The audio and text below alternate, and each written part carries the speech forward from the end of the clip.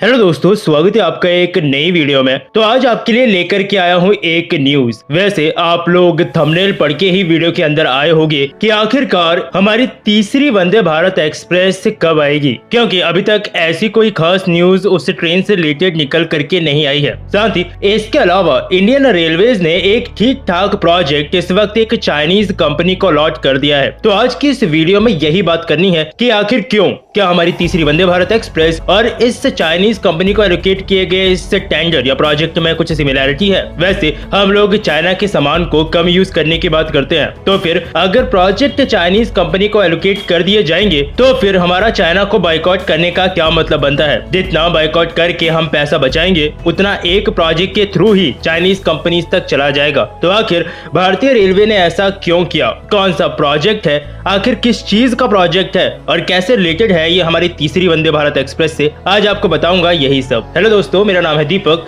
आप देख रहे हैं इनक्रेडिबल फॉर यू। तो आइए शुरू करते हैं।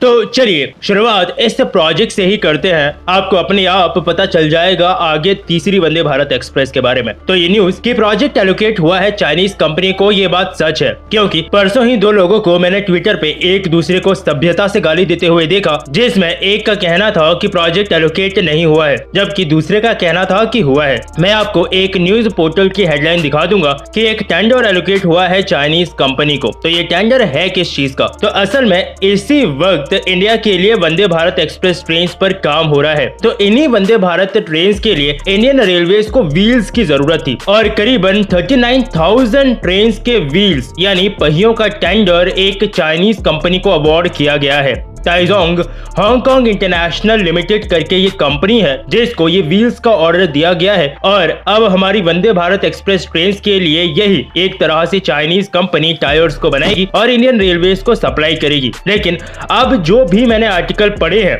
उनमें ये चीज ही मेंशन है कि ये सारे व्हील्स वंदे भारत ट्रेन के लिए ही है। लेकिन क्या 39,000 व्हील्स की जरूरत वंदे भारत ट्रेन को पड़ने वाली है, ये मैं पूरी तरह से श्योर नहीं हूँ। हाँ, ट्रेन बहुत सारी आ रही है, तो अगर जरूरत पड़ भी रही है तो क्या रेलवेज ने एक साथ ही सारे व्हील्स का ऑर्डर दे दिया है चाइनीज कंपनी को? क्योंकि मेरे ख्याल में इतने व्हील्स तो जितनी भी ट्रेन आने वाली हैं फ्यूचर में सबके लिए ही पूरे हो जाने हैं। खैर, मतलब ये तो पता चल गया अब कि इंडियन रेलवे ने टेंडर किस चीज का अवार्ड किया, लेकिन क्वेश्चन सबसे बड़ा ये कि क्यों किया? क्या हम व्हील्स नहीं बना सकते? अगर मान लें कि नहीं बना सकते तो दुनिया में तो कितने सारे देश हैं, किसी को भी ये व्हील्स का टेंडर अवार्ड कर सकते थे, चाइनीज कंपनी को ही क्यों किया? तो आपको अब ये जवाब जानने के लिए सबसे पहले ये क्वेश्चन पूछना पड़ेगा कि अभी तक इंडिया की तीसरी वंदे भारत ट्रेन को आ जाना था, लेकिन वो ट्रेन अभी तक क्यों नहीं आई है? मैंने यही सेम सवाल हमारे इंटीग्रल कोच फैक्ट्री चेन्नई के फॉर्मर जनरल मैनेजर जो थे सुधांशु मणि जी, यही एक्चुअल में वंदे भारत प्रोजेक्ट को लीड कर रहे थे शुरुआत में जब ट्रेन 18 बनी थी, तो इनसे ट्विटर पे पूछा था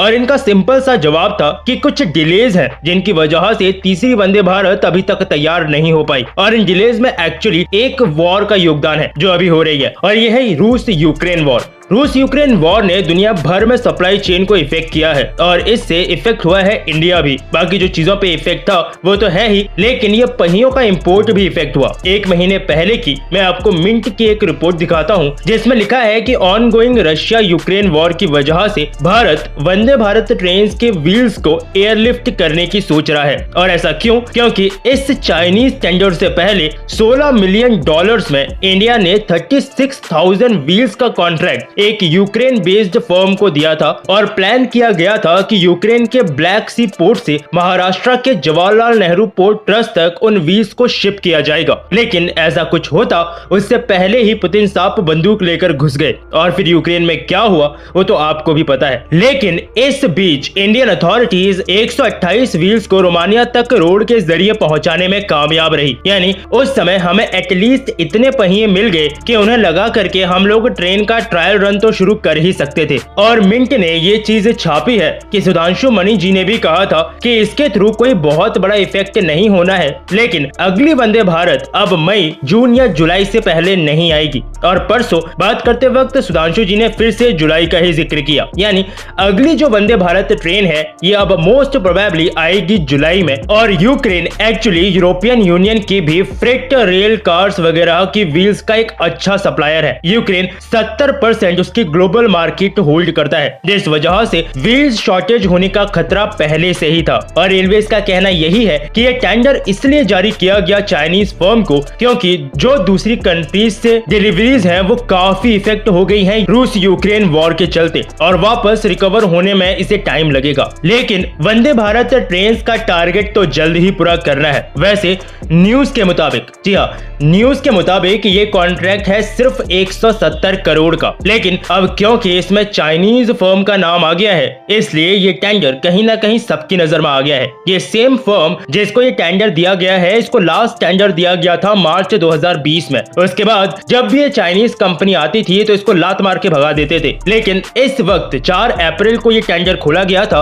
और ये फर्म वहां भी आई थी और 2 मई को इसको ये टेंडर अवार्ड कर दिया गया। रेलवे बोर्ड के अकॉर्डिंग ये सारे के सारे टायर्स चाइना में ही बनेंगे, लेकिन अब इससे एक सवाल ये भी उठता है कि क्या इंडिया इस कैपेबल नहीं है कि हम लोग ही अपनी इस रिक्वायरमेंट को पूरा कर पाते? इनके पास जाने की जरूरत ही क्या थी? तो देखो, इस न्यूज में ही ये मेंशन था कि एक अफसर ने बोला है कि जरूरत हमें भी है कि हम लोग व्हील मैन्युफैक्चरिंग इकोसिस्टम को कंट्री में डेवलप करें, और जो हमारे डोमेस्टिक मैन्युफैक्चरर्स हैं ये लोग एक लॉन्ग टर्म विजिबिलिटी ढूंढते हैं फैक्ट्रीज वगैरह में इन्वेस्टमेंट करने से पहले। लेकिन इस चीज में मुझे कुछ मजा सा नहीं आया, इसलिए मैं चला गया सुधांशु मणि जी के ब्लॉग में, जिसमें उन्होंने बताया था कि इंडिया ने व्हील्स बनाना एक्चुअली बहुत पहले ही दुर्गापुर स्टील प्लांट से शुरू कर दिया था। लोकोमोटिव्स और कोचेस के लिए फोर्ज्ड व्हील्स वो वहां पर बनाया करते थे। इनकी टीम ने बाद में आकर के एएमयूज और कोलकाता मेट्रो कोचेस में भी कास्ट व्हील्स को सक्सेसफुली पुश कर दिया, लेकिन बाकी मेट्रो ऑर्गेनाइजेशंस और इंडियन रेलवेज ने कभी भी कोई बहुत ज्यादा हाई इंटरेस्ट इसमें नहीं दिखाया और वो लोग व्हील्स को इंपोर्ट करते रहे। और यहाँ पे सुधांशु जी ने इस क्वेश्चन का भी जवाब दिया है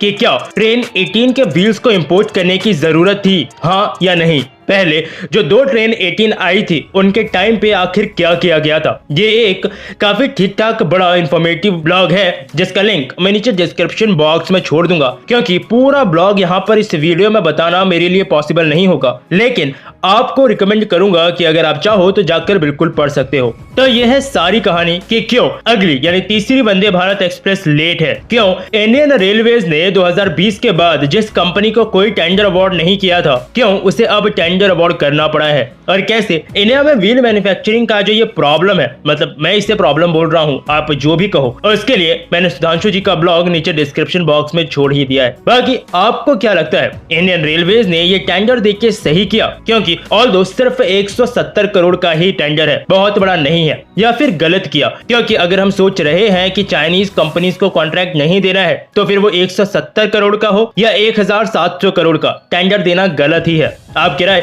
हमेशा की तरह नीचे कमेंट सेक्शन में जरूर लिखिएगा। मैं कमेंट सेक्शन जब भी टाइम मिलता है जरूर पढ़ता हूं ताकि जान सकूं कि आप लोग क्या सोचते हो। तो बस यही चीजें आपको इस वीडियो में बतानी थी। वीडियो पसंद आई हो तो लाइक और शेयर जरूर कीजिएगा। फिर मिलूंगा आपसे एक और नए इंटरेस्टिंग टॉपिक की एक नई वीडियो के साथ। तब तक के लिए अलविदा।